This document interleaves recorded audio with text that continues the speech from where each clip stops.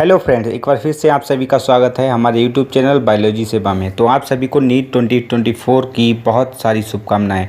तो आज मैं कुछ बताने जा रहा हूँ cell cycle and cell division के बहुत ही इंपॉर्टेंट पॉइंट जो कि एग्जाम में ज़रूर ही आते हैं। तो क्या है, सेंट्रियोल डुप्लीकेशन किस में होता है? एस फेज में होता है। क्वेसेंट स्टेज क्या होती है? ये होती है जी नॉट फेज। और एम फेज और एस फेज इनके बीच का इंटरवल जो होता है वो होता है G1 फेज।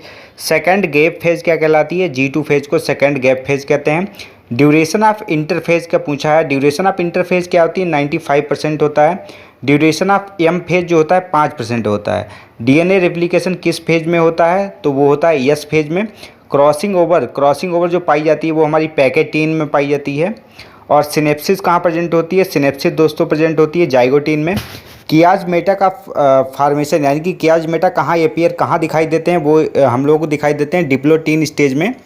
और नेक्स्ट क्या है, डिवीजन ऑफ सेंट्रोमियर। सेंट्रोमियर का डिवीजन किस फेज में होता है? वो एनाफेज सेकेंड में होता है।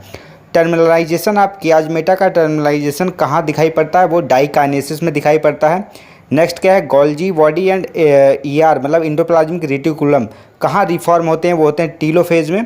Chromosome aligned at the metaphase stage मतलब क्रोमोसोम किस अवस्था में मेटाफेज स्टेज पे अलाइन होने लगते हैं? वो होते हैं मेटाफेज।